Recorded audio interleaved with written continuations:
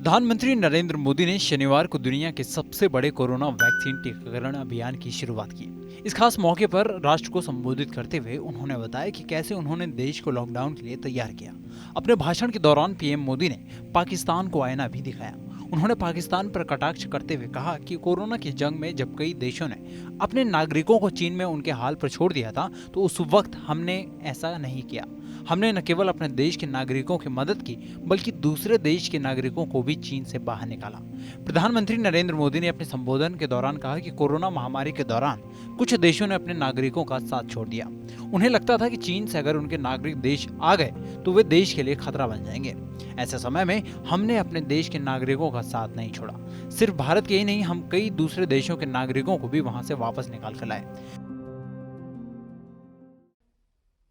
जब कुछ देशों ने अपने नागरिकों को चीन में बढ़ते कोरोना के बीच छोड़ दिया था, तब भारत चीन में फंसे हर भारतीय को वापस लेकर आया।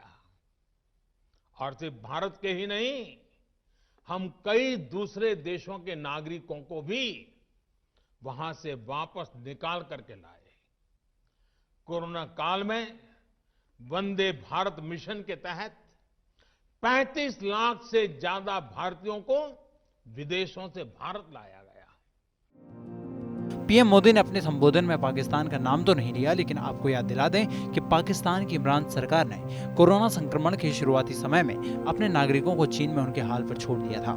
इसके बाद पाकिस्तान से कई छात्रों ने पीएम मोदी से गुहार लगाई थी।